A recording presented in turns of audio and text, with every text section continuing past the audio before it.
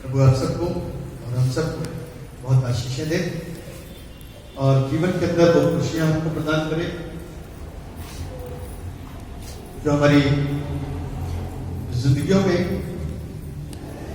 हमको जरूरत है, संसारिक खुशियां भी और आत्मिक खुशियां, क्योंकि हम और आप ललायत हैं आत्मिक आशीषों को भी प्राप्त करने के लिए और संसारिक आशीषों को भी प्राप्त करने के लिए। और संसारिक सुख प्राप्त करना बुरा नहीं है, गलत है, लेकिन उसके ऊपर अहंकार जताना गलत है। इसीलिए हमारा परमेश्वर के द्वारा जो चीज उसके हाथ से प्राप्त करें, क्या वो संसारिक ही आशीष क्यों ना हो, वो हमारे लिए लाभप्रद होगी, आशीषित होगी और उसका असर हम अपनी जिंदगी के अंदर देखेंगे और समझेंगे। हम सब लोग वचन में आगे बढ़ेंगे। इससे पहले कि हम परमेश्वर के वचन में आगे जाएं, उन हिस्सों को देखेंगे जो आरंभ में पढ़े गए थे। पहला हिस्सा जो पढ़ा गया था निर्गमन उसका 34 अध्याय उसके 29 पद से लेकर के 35 पद तक। फिर पढ़ा गया दूसरा पत्रस पहला अध्याय 13 पद से लेकर के 20 पद तक। उसके बाद में सुसमाचार में से पढ़ा गया मरकुस रचित सुसमाचार उसका 9 अध्याय उसके 2 पद से लेकर के 10 पद तक। इनसे संबंधित जो आज का थीम है, जो आज का शीर्षक है, वो है the transgression reveals the true glory and authority of Jesus the son of God. परमेश्वर के पुत्र प्रभु यीशु का दिव्य रूपांतरण उनकी सच्ची महिमा और अधिकार को प्रकट करता है। परमेश्वर के पुत्र प्रभु यीशु का दिव्य रूपांतरण उनकी सच्ची महिमा और अधिकार को प्रकट करता है। इस विषय के ऊपर आज हम लोग वर्णन करेंगे। अपनी आंखों को बंद करें और प्रार्थना करें और प्रभु से कहें कि प्रभु हमको अपने वचन से शिक्षित करें, अपने ज्ञान से दुआ। जीवित और समर्पित का परमेश्वर, इस वक्त हम आपके भवन में आपके वचन के द्वारा सीखने जा रहे हैं और संसारिक बुद्धि इसमें काम नहीं करेगी, क्योंकि संसारिक बुद्धि हमेशा भौतिक सोचती है। आत्मिक बुद्धि, आत्मिक आंखें, आत्मिक कान खोल दीजिए ताकि हम सही सुने, सही देखें और सही समझें। उस उद्देश्य के साथ में, जिस उद्देश्य के साथ में बोला गया और सिखाया गया और सिखाया, सबों को बड़ी बरकत दीजिए, सबको बड़ी आशीष। सब आपके नाम में वचन की शिक्षा से नवीन किए जाए और आपके नाम का धन्यवाद। हमारा ईमान है प्रभु, आपने हमारी प्रार्थना दुआ आपके नाम में मांग लेते ऐसे सुनिए और आमीन। तो जिस विषय के ऊपर आज लोग मनन करने जा रहे हैं वो ये है कि परमेश्वर के पुत्र प्रभु यीशु का दिव्य रूपांतरण, उनकी सच्ची महिमा और अधिकार को प्रकट करता। जो रूपांतरण हुआ प्रभु यीशु क्रिस्त का, जब वो अपने शिष्यों के साथ में प्रार्थना करने के लिए लगाए थे, जो रूपांतरण हुआ, उस रूपांतरण से परमेश्वर के पुत्र प्रभु यीशु का अधिकार और उसकी महिमा का प्रकट किया जाना। चेले जान पाए कि यीशु कौन है, चेले समझ पाए कि इसका अधिकार क्या है। इस चीज को समझना मेरे और आपके लिए बहुत जरूरी और अनिवार्य है। निकालिए जरा मरकुस रचित सुसमाचार उसका 9 अध्याय और उसके 2 पद। बच्चे खामोश हैं, किसी की आवाज मेरे कानों तक नहीं आनी चाहिए। पढ़िए जिस किसी को मिलता है मरकुस 9:2 से। 6 दिन के बाद यीशु ने पतरस और याकूब और यूहन्ना को साथ लिया और एकांत में किसी ऊंचे पहाड़ पर ले गया। वहां उनके सामने उसका रूप बदल गया। बस लिखा हुआ है 6 दिन के बाद यीशु पतरस को, याकूब को और यूहन्ना, पतरस, याकूब और यूहन्ना, ये तीनों इनर सर्कल डिसाइपल थे जो प्रभु के वचन को, प्रभु की शिक्षा को बड़ी गंभीरता के साथ सुनते और समझ करके आगे बढ़ते थे। प्रभु के इशारों को जानते थे कि प्रभु क्या कह रहे हैं, क्या बता रहे हैं। ठीक है, चुप रहो बच्चों। तो प्रभु के हर एक इशारों को जानते थे कि प्रभु क्या कह रहे हैं और क्या बता रहे हैं। तो प्रभु यीशु मसीह इनको अपने साथ प्रार्थना करने के लिए करके गए और जब प्रार्थना करने के लिए करके गए, लिखा हुआ है वहां उनके सामने उसका रूप बदल गया। वहां जहां पर गए थे पहाड़ पर प्रार्थना करने के, वहां यानी उस पहाड़ पर उनके सामने, तब कि चेलों के सामने, वहां चेलों के सामने यीशु मसीह का रूप बदल गया। क्या हो गया? यीशु मसीह का रूप बदल गया। क्या हो गया ऐसा रूप जो बदला बदला सा दिखाई दे रहा है? पढ़ेंगे आगे क्या लिखा हुआ। और उसका वस्त्र ऐसे चमकने लगा और यहाँ तक उज्जवल हुआ कि पृथ्वी पर कोई धोबी भी वैसा उज्जवल नहीं कर सकता। बस लिखा हुआ है कि उसका वस्त्र ऐसा चमकने लगा और यहां तक उज्जवल हुआ, यहां तक उज्जवल हुआ कि पृथ्वी पर कोई धोबी भी वैसा उज्जवल नहीं कर सकता। इतना सफाई, इतनी चमक, इतनी तेज, क्योंकि प्रभु यीशु मसीह ने अपनी उस तेज को, उस शौर्य को, उस वर्चस्व को जब वो प्रार्थना में खो गया तो उस तेज को प्रभु के ऊपर आते हुए और उसमें बने रहते हुए शिष्यों ने यीशु को देखा और उस तेज में आगे कल्पना करना और उन्हें मूसा के साथ एलिया दिखाई दिया।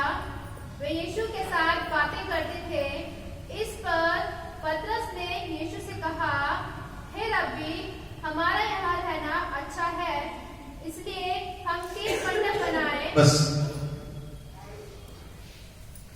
इस पर पतरस ने यीशु से बोला, क्योंकि उसको वहां पर उस चमक के बीच में 2 लोग और दिखाई दिए। कौन कौन था? मूसा और एलिया। मूसा वो है जिसने की परमेश्वर की आज्ञा के अनुसार मिस्र की गुलामी से इस्राएल कौम की अगुवाई की, एक बड़ा महानायक। एलिया वो है जो प्रभु के साथ वफादार चलता रहा और अंत में उठा लिया गया, एक दूसरा बड़ा महानायक अपने समय। ये दोनों एक ऐसी सुप्रीम पावर थी अपने समय में जिससे परमेश्वर ने बातें करी और परमेश्वर ने इनको एक विशेष मकसद और विशेष काम दिए और इन लोगों ने उन मकसद और उन कामों को क्या करा? आज वो दोनों महानायक प्रभु यीशु के साथ में मौजूद हैं और एक डिस्कशन कर रहे हैं। क्या कर रहे हैं? एक डिस्कशन कर रहे हैं। किस बात का डिस्कशन हो रहा था? पढ़िए, किस बात का डिस्कशन? इसलिए हम 3 मंडप बनाए, हाँ। एक तेरे लिए, हाँ। एक मूसा के लिए, हाँ। और एक एलिया के लिए, क्योंकि वह ना जानता था कि क्या उत्तर दें, हाँ। इसलिए कि वह बहुत डर गए थे। तब एक बादल ने उन्हें छा लिया और उस बादल में से यह शब्द निकला, यह मेरा प्रिय पुत्र है, इसकी बस लिखा हुआ है इसका दूसरा, जब आप चैप्टर खोलेंगे लूका रचित सुसमाचार 9 उसके 28 पद से लेकर के 36 पद तक में, तो और भी बहुत सारी बातें आपको यहाँ पर देखने को मिलेंगी। और लिखा हुआ है वे यीशु के साथ बातें करते थे। इस वक्त पतरस ने यीशु से कहा, हे रब्बी, हमारा यहाँ रहना अच्छा है, इसलिए हम 3 मंडप बनाए, एक तेरे लिए, एक मूसा के लिए और एक एलिया के लिए। पहला पॉइंट जो आपके साथ में मैं रखना चाह रहा हूं वो है पहली आवाज पतरस की जो उसने यीशु से कही। पतरस ने यीशु से क्या कहा कि हमारा यहां रहना अच्छा है। क्यों क्यों अच्छा है? आप बताइए ना कि पतरस ने यीशु से कहा कि हमारा यहां रहना अच्छा है, तो क्यों अच्छा है जी? मैं पूछ रहा हूं कि क्यों अच्छा है वहां रहना है?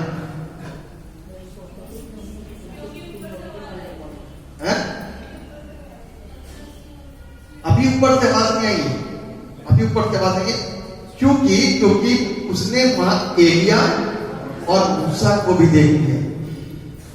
तभी तो 3 मंडप बनाते हैं, हमारा यहां रहना अच्छा है, क्योंकि बड़े बड़े लोग यहां पर मौजूद हैं। मूसा अपने समय का और एलिया अपने समय का। एलिया के विषय में यदि आप जानते हो तो एलिया वो सामर्थ्य बंदा था परमेश्वर का कि इस्राएल कौम एलिया पर इतना ज्यादा विश्वास करती थी, इतना ज्यादा विश्वास करती थी, एलिया कुछ भी कह देगा तो उसको मान लिया जाएगा। एलिया कुछ भी कह देगा तो उसको मान लिया जाएगा, क्योंकि यीशु मसीह को उस समय जब पकड़ा गया और उस जमाने में यदि एलिया होगा और एलिया कह देता वहां के लोगों से कि ये सच्चा है और खुदा का बेटा है और यही हमारा उद्धारकर्ता और मसीह है, इसी के कहने पर हम अपने अपने समय पर आए और इसी के कहने पर हमने अपने अपने समय में काम किया, तो सारी जनता, सारा इजराइल मान गया। इतना पावरफुल होता। इस बात को इजराइल जानते थे, इस बात को चेले जानते थे कि वो कितना शक्तिशाली है, और उसकी इस ताकत को और उसकी इस पावर को ही देखते थे कि मूसा जो पानी को 2 भाग करने वाला है और एलिया जो पानी को भाग करके निकला और उसके अलावा उठा लिया। और यीशु जो मुर्दों को जिंदा करता, अद्भुत युक्ति से उसका जन्म हुआ और अद्भुत तरीके से सारे काम किए और अद्भुत तरीके से सारी भीड़ उसके पीछे बोली। तो आओ हम 3 मंडप बनाए, है ना? अभी सोच ही थी, अभी विचार ही था, अभी इसने पतरस ने ये आवाज ही दी थी कि आओ हम 3 मंडप बनाते हैं। और क्या हुआ जब इस तरीके की आवाज, एक मानवीय आवाज निकलती है। कई बार कल शाम को मैंने आप लोगों को एक वचन दिया था बुद्धि के ऊपर, ना? बुद्धि के ऊपर परमेश्वर के वचन को समझने के लिए बुद्धि की आवश्यकता बहुत जरूरी है। और जिस बुद्धि की बातचीत कल सिखाई गई थी वो बुद्धि होनी बहुत जरूरी है। वो वाली बुद्धि होनी बहुत जरूरी नहीं है जो संसार को मूर्ख बनाती है, जो संसार को क्या करती है, मूर्ख बनाती है। वो वाली बुद्धि नहीं, वो वाली बुद्धि जो प्रेम भाव में परमेश्वर को जानती है और समझती है, उस बुद्धि से ही परमेश्वर को समझा जा सकता है। और कोई ताकत नहीं है कि हम और आप इसको समझें। और ये जो पतरस था, यहां पर ये प्रभु को जान न सका और प्रभु को पहचान न सका, और सबके साथ में यीशु को भी जोड़ दिया, है ना? संसारिक मनुष्यों को यीशु के साथ में जोड़ना क्या सही है? संसारिक व्यक्तियों के साथ में यीशु को जोड़ना सही है? जोर से बोलिए ना। क्यों? क्यों नहीं तो बता दिया आपने, लेकिन क्यों नहीं बताया आपने? क्यों बताना बहुत जरूरी है, क्योंकि इससे यह पता चलता है कि आपको कितना वचन पता है। इसलिए कि वो स्वर्ग का है, और इसलिए कि हम धरती के हैं, इसलिए कि वो पवित्र आत्मा से पैदा हुआ, इसलिए कि हम मां से पैदा हुए, मां के खून से पैदा हुए, इसलिए कि वो अपने खून और पानी को लेकर के आया, इसलिए कि हम मनुष्य के खून और पानी से जन्मे हैं, इसलिए ये भी खेद है, इसलिए ये अलगाव है। लेकिन उसने हमारे और आपके बीच में अलगाव में रखा, उसने हमको और आपको एक कर दिया। हम और आप तो उसकी इज्जत को जाने कि वो कितना महान है, वो कितना बड़ा है, वो क्या है। आज जिंदगी की सारी महिमा उसने अपने खादिमों को दे दी है। मैं अभी 3-4 दिन पहले विचार कर रहा था, एक जगह बताया, कई बार बता चुके हैं इस बात को, कि चैटा करने वाला यीशु, जीवन देने वाला यीशु, मुक्ति देने वाला यीशु, प्यार करने वाला यीशु, सिखाने वाला यीशु, मुर्दों को जिंदा करने वाला यीशु, पुनरुत्थान और जीवन यीशु। हम क्या करें? क्या हमारा अपना कोई टैलेंट है? पक्का कॉन्फिडेंट है कि हम किसी मुर्दे को गिरा सकते हैं? कॉन्फिडेंट है? नहीं, हम नहीं कर सकते। हम किसी चींटी को नहीं हिला सकते, तो मुद्दा तो बहुत दूर की बात है। हम किसी के दर्द को नहीं दूर कर सकते, किसी की दुष्टात्मा को नहीं निकाल सकते, किसी के कुछ भी काम को नहीं कर सकते यदि यीशु साथ ना हो। तो इससे क्या पता चलता है? अगर यीशु साथ ना हो तो इससे क्या पता चलता है? कि यीशु ही सब कुछ है। उसका फेवर, उसका साथ, उसका सपोर्ट हमारे लिए आशीष का कारण है। सारे आनंद तो धरती पे ही है, वहां का आनंद किसी ने देखा नहीं, किसी को जानता नहीं। लेकिन जब यहां पर कोई मुर्दा उठ के खड़ा होता है तो सब ताली मार देते हैं कि देखो जी, इस प्रभु के दास ने कैसी प्रार्थना करी और मुर्दा उठ के खड़ा हो गया, दुष्टात्मा तुरंत भाग करके चली गई। अरे भैया, ये वो यीशु की सामर्थ्य है जो जीवन देती है। ये वो यीशु है जो चंगा करता है।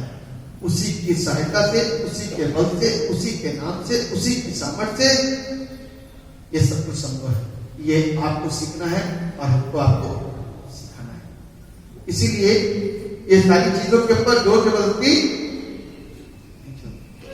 कि थप्पड़ मार करके, आग जला करके, बाढ़ खींच करके दुष्टात्माओं को निकालने में लगे हुए, तो भैया वो दुष्टात्मा है। कहीं ऐसा ना हो कि उल्टा कर दे। यदि यीशु नहीं है, यदि यीशु नहीं है तो काम नहीं होगा, और यीशु है तो काम हो जाएगा। वो डिपेंड करता है मेरा और आपका संबंध प्रभु यीशु के साथ में कैसा है। वो डिपेंड करता है कि हम और आप अपने प्रभु से कितना प्यार करते हैं।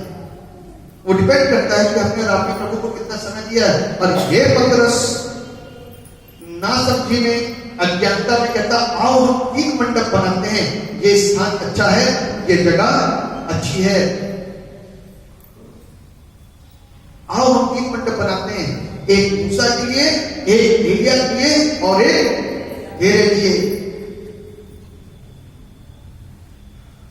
प्रभु यीशु से कुछ नहीं बोले, आगे के लिखा आपने। तब उन्होंने एकाएक चारों ओर दृष्टि की और यीशु को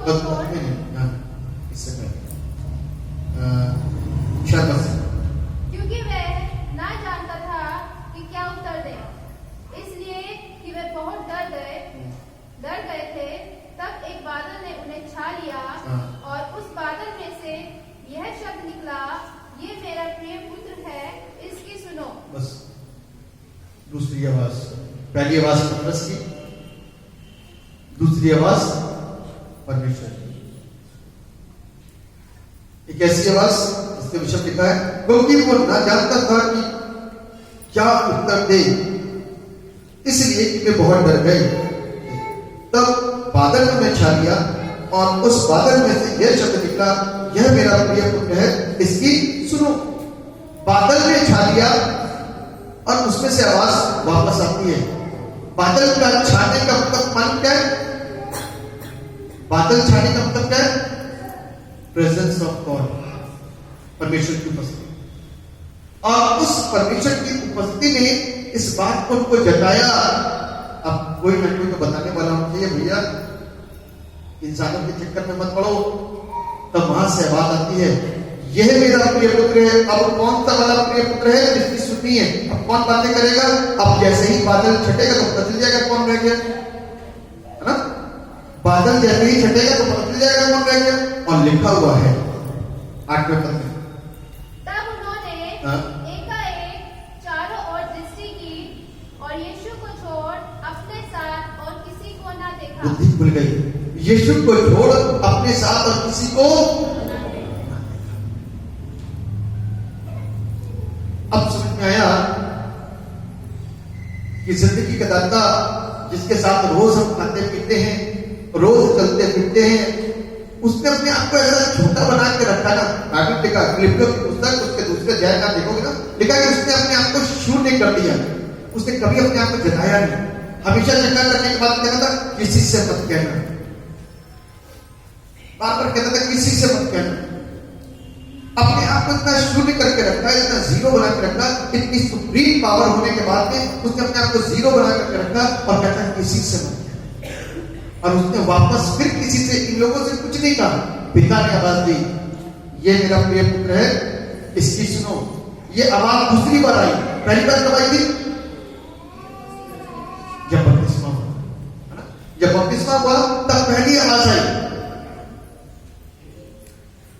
कि ये मेरा प्रिय पुत्र है जिससे मैं प्रसन्न हूं। आज प्रभु यीशु मसीह वो सब परमेश्वर की पहचान को करने में कोशिश, और कई बार हम सब भी असमर्थ हो जाते हैं और उसकी पहचान नहीं कर पाते कि वही है वो सब कुछ जो आदि में था और अंत तक है। उसके जैसा ना तो कोई था, ना है और ना कभी होगा। हमको उस सत्य परमेश्वर को जानना है। ऊपर से इस आवाज ने सारी बातें रूप कदू कर पानी का पानी कर दिया। आखिर में लिखा हुआ है कि वो अकेला रह गया और तब उन्होंने चारों ओर दृष्टि करी और यीशु को छोड़ अपने साथ और किसी को न देखा। यीशु को छोड़ और अपने साथ किसी को भी लिखा हुआ है। 90 पद पढ़िए। पहाड़ से उतरते समय उसने उन्हें आज्ञा दी कि जब तक मनुष्य का पुत्र मरे हुओं में से जी न उठे, तब तक जो कुछ तुमने देखा है वह किसी से न कहना।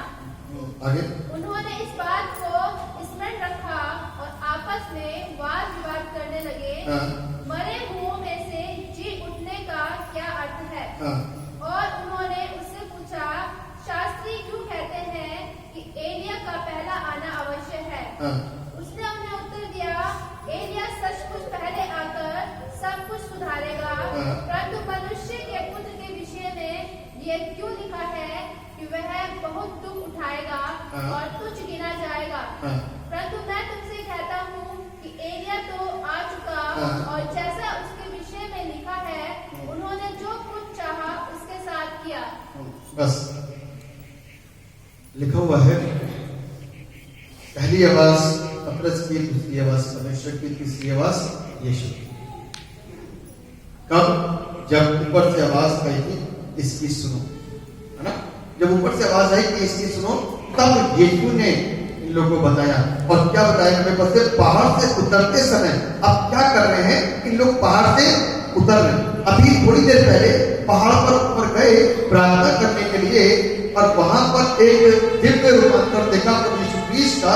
और उसके बाद में लिखा हुआ है कि अब ये पहाड़ से नीचे और उतरते समय उन्हें आज्ञा दी उसने उन्हें आज्ञा दी, किसने? यीशु ने। अब तीसरी आवाज यीशु की है। क्या आज्ञा दी? कि जब तक मनुष्य का पुत्र मरे हुए से जी ना उठे, तब तक जो कुछ तुमने देखा है वो किसी से, मनुष्य का पुत्र मरे हुए से जी ना उठे तब तक जो तुमने देखा किसी से ना कहना। फिर प्रभु यीशु मसीह अपने आप को शून्य करने, किसी से मत कहना। तुमको पता चल गया इतने सफिशिएंट। लोग खुद जाने प्रभु यीशु, लोग खुद समझने की कोशिश करें, उस बुद्धि को मांगे कि प्रभु हकीकत में है कौन। आज सारी दुनिया में इसी तरीके से कहा जाता है कि सब एक, राजा, पत्थर, जानवर और यीशु सबको एक बताते हैं। सब एक है, सारे सब एक है। चलो मैंने मान लिया कि सब एक है, तो सबके फंक्शन भी तो एक ही जैसे होने चाहिए थे। सबके फंक्शन कैसे फर्क हो गए हैं? दुनिया के इतने सारे आदमी और कहते हो सब एक है और ये सब तुम्हारे बाप है, कोई मान लेगा? कोई मान लेगा? एक ही बाप है, उसका नाम यीशु मसीह है। तो इसलिए आज उस उलझन में ना पड़े। यदि आज वचन से जो आवाज मेरे रात तक पहुंची है, उस पिता की आवाज कि इसकी सुनो, इससे मैं प्रसन्न हूं, तो आज उसकी आवाज सुननी चाहिए। वो जो हमारी जिंदगियों के अंदर परिवर्तनों को करता है, वो जो हमारे जीवनों को बदलता है, उस प्रभु की आवाज को, उसकी वाणी को और उसकी शिक्षा को सुनना है। आज वो कहता है कि उन्होंने उतरते समय उससे कहा, मनुष्य के पुत्र मरे हुए में से ना जी उठे तब तक कुछ जो कुछ तुमने देखा है वो किसी से ना कहना। उन्होंने इस बात को स्मरण रखा और आपस में बात विवाद करने लगे, मरे हुए से जी उठने का अर्थ क्या है? मरे हुए से जी उठने का अर्थ क्या है? प्रभु यीशु मसीह अपनी मृत्यु से पहले अपने जी उठने का वृत्तांत कर रहे हैं। ये एक नई शिक्षा जो उनको सीखनी बहुत जरूरी थी, अर्थात उस पुनरुत्थान के विषय में जानना बहुत जरूरी था कि पुनरुत्थान क्या है। पुनरुत्थान क्या है? पुनः जी उठना, है ना? पुनः जी उठना। यीशु मसीह जब उनको क्रूसीफाई कर दिया गया, उनको क्रूस चढ़ा दिया गया, उनके हाथों और उनको पांव को कीलों से ठोक दिया गया, भाला उनके पसीने में मार दिया गया और उन्होंने अपने प्राण को पिता के हाथों में सुपुर्द कर दिया। और उसके बाद में हम देखते हैं कि वो तीसरे दिन मृतकों में से जी उठे, एक जबरदस्त पहरा होने के बावजूद भी, एक जबरदस्त पहरा होने के बावजूद भी, रोमी सरकार की मोहर होने के बावजूद भी, उस पत्थर को आसानी से हटाया नहीं जा सकता था। उसको हटाने से पहले उसकी मोहर को हटाना पड़ता, और मोहर हटाने से हटाना आसान काम नहीं होता है, क्योंकि रोमी सरकार की सेना वहां पर खड़ी हुई थी और स्पेशल तरीके से उस बात के लिए चर्चा हो चुकी थी पहले कि कहीं ऐसा ना हो कि इसके चेले आकर के इसके लोथ को उठा करके ले जाएं। तो स्पेशल चर्चा थी। मरे हुए में से जी उठने का मतलब यह है कि आज मैं और आप जब संसार की मरी हुई स्थिति में पड़े हुए हैं, मरी स्थिति का मतलब आप जानते हैं, मरी हुई स्थिति का मतलब होता है कि संसार के वो काम करना जो मरे हुए हैं, जिसमें लाइफ नहीं है, जिसमें जिंदगी नहीं है, जिसमें जीवन नहीं है। आप बगैर अर्थ जाने उस काम को आंख बंद करके कर रहे हो, जिसका कोई भी अर्थ नहीं निकलता, जिसका कोई भी मायने नहीं है। आप बस करे जा रहे हो, उसको समझते नहीं, उसको जानते नहीं। जगह जगह की मिट्टी बटोर करके लेकर के उसकी पूजा पाठ करना, ये कैसी समझदारी है? पेड़ों पत्तों को तोड़ करके उसकी पूजा करना, उसका हवन करना, ये कैसी समझदारी? ये सारे मरे हुए काम हैं। इस मरे हुए कामों से हमको और आपको बाहर आना है। और जब बाहर आते हैं यीशु के वचन को सुन करके, तो हम और आप सत्य की उपासना करते हैं और तरह तरह की चीजों से, तरह तरह के अडबरों से हम और आप बाहर आ जाते हैं। और बाहर आकर के, उन अडबरों से बाहर आकर के हमको जिंदगी मिलती है। जैसे आप लोग बोलते ना कि हमको जीवन मिलता है। कल एक लड़की के प्रार्थना कर रहे थे, जब प्रार्थना हो गई तो बोलती ऐसा लगता है जैसे कि मैं अपने आपे में होश में आ गई। ऐसा लगा था बंधन में है, जीने पता नहीं चल रहा। जब छुटकारा मिलेगा और कुछ अलग एहसास होगा तब तो पता चलेगा कि हाँ कुछ फ्री में, लेकिन उसी में ठीके रहोगे तो पता कैसे चलेगा जब तक कोई दूसरा बताएगा। तो आज उसी सत्य को बताया जा रहा, उसी सत्य को सिखाया जा रहा कि मरे हुए में से वापस जी उठने का क्या है। जब मरी अवस्था में थे वापस जी गए, यानी कि एक ऐसी जिंदगी में वापस आए जो वाकई में जिंदगी है, एक ऐसी खुशी में वापस आए जो वास्तव में खुशी है, एक ऐसा आनंद मिल गया जो हकीकत का आनंद है। मतलब कि हमारे शरीरों के अंदर कष्ट भी हो रहे हैं लेकिन फिर भी हम आनंदित हैं। जैसा कि आपने देखा जेल में पड़े हुए पतरस आनंदित है, आराधना कर रहे हैं। और कलाम में भी लिख दिया एक ऐसा स्टेटमेंट, प्रभु में सदा आनंदित रहो। मैं फिर कहता हूं आनंदित रहो, चाहे जेल में रहो चाहे नहीं रहो। ये आनंद उनके पास कैसे आ जाएगा? तो पागल है वो, पागल नहीं है। उन्होंने उस सत्य को जान लिया है जो उनसे कभी भी छीना नहीं जाएगा। मरियम को भाग को प्राप्त कर लिया है जो उससे कभी भी छीना नहीं जाएगा। आज हम और आप भी उस सत्य को जान करके उस सत्य का अनुसरण करें और उस सत्य के साथ साथ चलें तो हमारी जिंदगी आशीषों से भर जाएगी। उसकी सुने जो वो मुझसे आपसे कहता है। आज उसने लिखी हुई बातों में इतनी सारी बातें हमको आपको दे रखी है, इसकी सुनिए जैसा वो हमसे कहता है। जब हम इसकी सुनेंगे तो आशीषों को प्राप्त,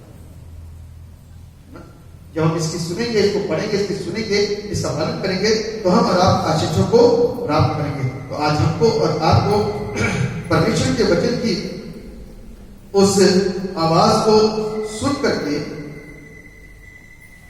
यीशु की आवाज को सुन करके अपने नजरिए को बदलना है। पहली बात, परमेश्वर ने चेलों के नजरिए को बदल दिया। चेलों के नजरिए क्या हो गया? बदल दिया। अभी तक चेले सोचते थे कि एलिया, मूसा और यीशु 3 मंडप बना दिए जाए। अब उनकी बुद्धि खुल गई, भैया यीशु को किसी के साथ में हम कनेक्ट नहीं कर सकते। वो स्वर्ग का है, हम पृथ्वी के हैं, और एलिया मूसा भी पृथ्वी के हैं, मनुष्य से जन्मे हैं। ये रूह कुदूस से जन्मा है, पवित्र आत्मा से जन्मा है, ये परमेश्वर है। इसको हम किसी के साथ में जोड़ नहीं सकते। तो इसलिए आज यीशु को कहीं से ना जोड़ें। उधर तो यीशु मसीह, उधर तो परमेश्वर पिता की आवाज से लोगों की बुद्धि खुली, और इधर लगातार प्रभु के वचन, उपदेश और ये कलाम दिया जाता है। इसको सुन करके, चंगाई को प्राप्त करके लोगों की बुद्धियां खुलती हैं। ध्यान रखना कि आज इतना सीखने और सुनने के बाद में कभी भी यीशु मसीह को किसी और अन्य चीजों के साथ उसकी तुलना, यीशु की तुलना पत्थरों के साथ में मत करना, यीशु की तुलना राजाओं के साथ में मत करना, यीशु की तुलना धार्मिक गुरुओं के साथ में कभी मत करना, यीशु की तुलना सृष्टि के साथ में कभी मत करना। यीशु ईश्वर है और बाकी की जितनी चीजें हैं, इसका मैंने नाम लिया, वो उसके हाथों की रचना है, उसके बोल की सृष्टि है। जो उसने कहा वो हो गया, उसके साथ में कभी तुलना मत करना। और यीशु मसीह का कलाम जैसा हमको सिखाता है, इसको पढ़ करके होशियार हो जाए, आत्मिक हो जाए, ताकि हमारी जिंदगी प्रभु के मुताबिक खूबसूरत होती जाए, सुधरती जाए और प्रभु को भाने वाली हो सके। जब हम ऐसा करेंगे तो उसी से हमारी आत्मिक सेवा का प्रकटीकरण हो जाए। परमेश्वर आप सबको आशीष दुआ। जीवन को समर्पित पिता परमेश्वर, हम आपको धन्यवाद देते हैं। आपकी आशीषें, बरकतें जो आपने हमको प्रदान करी, अपने वचन आपने सिखाए, भेदों से भरा, इसलिए आपका धन्यवाद। हमारे समस्त पाप हमारे समस्त अपराध को क्षमा कीजिएगा और अपने वचन से निरंतर अवगत करते रहिए ताकि महिमा सिर्फ और सिर्फ हुआ उद्धार करने वाले एकमात्र जीवित और सर्वोत्तम प्रभु यीशु नासरी के नाम में करके मांग लेते हैं। सुनिए और